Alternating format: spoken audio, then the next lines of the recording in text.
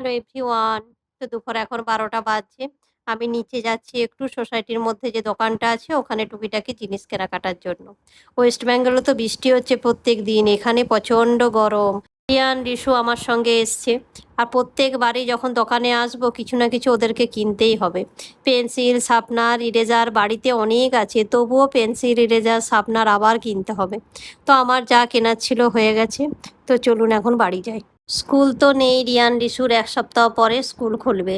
তো কিছু বাড়িতেই সারাদিন কী করবে কিছুই খুঁজে পাচ্ছে না। তো রিয়ানের সঙ্গে এখন দেখুন ক্রিকেট খেলতে হচ্ছে আমাকে।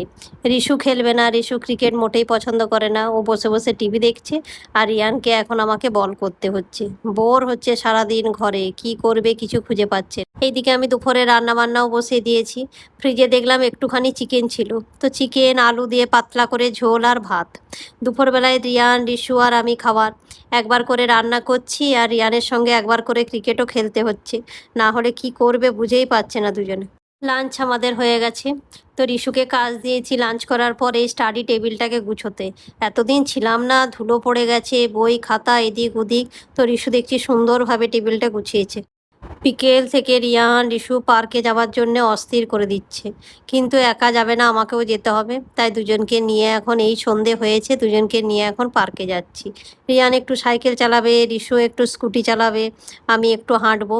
তো চলুন একটু পার্ক থেকে ওদিকে ঘুরিয়ে নিয়ে আসি। বাইরে বেরিয়ে দেখলাম মেঘ ধরেছে, বৃষ্টি হবে মনে হচ্ছে। তো দুজনকে একবার পার্ক থেকে ঘুরিয়ে নিয়ে চলে আসি তাড়াতাড়ি। তো ভিডিওটা এই পর্যন্তই। ভিডিওটা ভালো লাগলে চ্যানেলটা সাবস্ক্রাইব করবেন, লাইক করবেন, শেয়ার করবেন। আর ভিডিওটা কেমন লাগলো অবশ্যই কমেন্ট করে আমাকে জানাবেন।